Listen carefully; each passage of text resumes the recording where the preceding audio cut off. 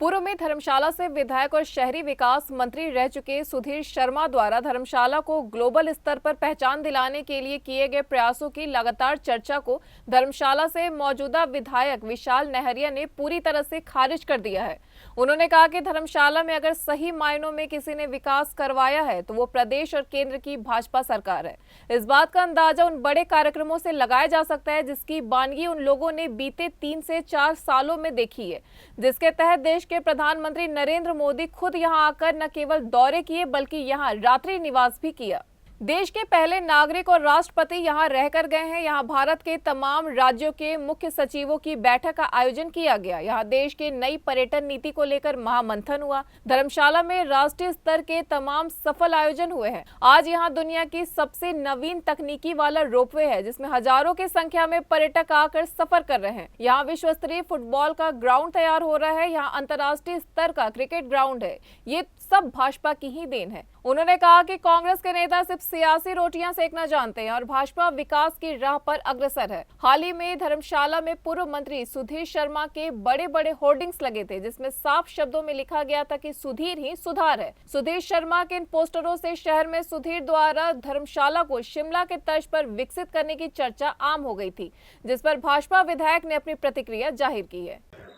देखिए, हाल ही में पूर्व में रहे विधायक उन्होंने भी इस विषय को लेकर टिप्पणी करी है। मैं इस विषय पे ज़्यादा नहीं बोलना चाहता हूँ। धर्मशाला की प्रबुद्ध जनता सारी चीज़ों को भली भांति जानती है कि कांग्रेस के कार्यकाल में धर्मशाला कहाँ पर थी और आज भारतीय जनता पार्टी के नेतृत्व में इस धर्मशाला में किस तरह से काम हो रहा है। इन सारी चीज़ों की तुलना आम लोग करते हैं।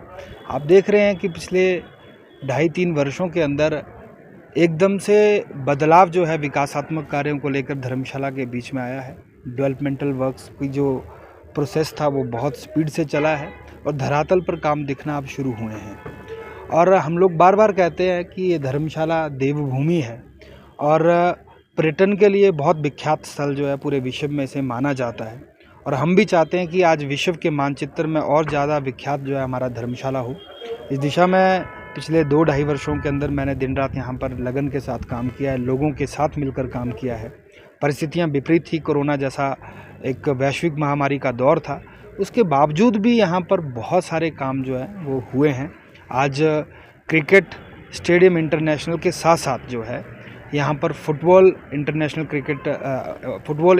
स्टेडियम भी जो है धर्मशाला के बीच में बनाया जा रहा है ताकि यहाँ पर अंतर्राष्ट्रीय स्तर पे और ज़्यादा आकर्षण जो है धर्मशाला को लेकर हो। आप देखेंगे कि विश्व की सबसे एडवांस टेक्नोलॉजी के साथ जो है रोपवे हमारे धर्मशाला के बीच में स्थापित हुई है।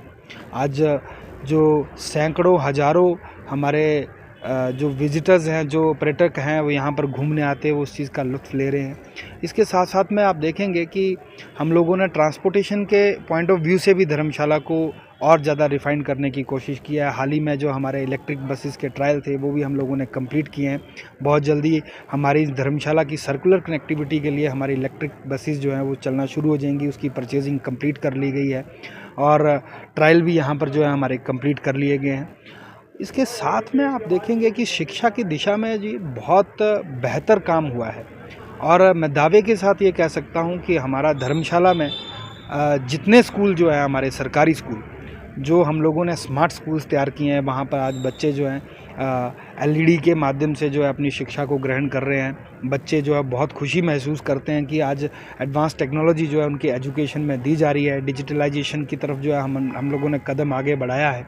और साथ साथ में आप देखेंगे कि हमारे जो प्रधानमंत्री नरेंद्र मोदी जी ने सोलर एनर्जी को लेकर जो काम करना शुरू किया था, जो फोकस किया था, उसमें भी सबसे बड़ा योगदान अगर बात करें तो धर्मशाला देने में पीछे नहीं हटा है। आज हमारे सरकारी ऐसे संस्थान हैं जहां पर हम लोगों ने ये सोलर एनर्जी के प्लांट जो है वहां पर इंस्टॉल किए हैं। वहां पर सोलर एनर्जी से बिजली जनरेट होकर वहां की उस बिल्डिंग की और उसके साथ साथ कोई और अन्य स्थान भी चिन्हित हुए, वहां पर उन बिजली तैयार करके जो उसमें सदुपयोग हो रही है। तो आज धर्मशाला बहुत आगे बढ़ चुका है और ये भारतीय जनता पार्टी का ही एक नेतृत्व था जिसके सहयोग से ये सारा हम लोगों को धरातल पर उतारने का मौका मिला। सबसे बड़ी बात आप देखेंगे कि पिछले 3 वर्षों में लगातार प्रधानमंत्री जी का धर्मशाला आना, धर्मशाला में रुकना एक अपने आप में ये चीज़ दर्शाती है कि वह किस दिशा में जो है धर्मशाला को देखना चाहते हैं। पूरे देश के जो सेक्रेटरीज़ हैं, हमारे चीफ सेक्रेटरीज़, उनकी मीटिंग यहाँ पर होती है। हाल ही में पूरे देश की जो पर्यटन नीति को लेकर चर्चा होती है वो धर्मशाला के बीच में होती है। देश के राष्ट्रपति जो देश के प्रथम व्यक्ति हैं वह धर्मशाला में आकर रुकते हैं, उनका रात्रि ठहराव यहाँ पर होता है। ये सारी चीज़ें अपने आप में दिखाती हैं कि आज धर्मशाला जो है वो नई दिशा में बढ़ चुका है और आने वाले समय में इसके दूरगामी जो है वो बहुत अच्छे परिणाम होंगे। News desk N1 live.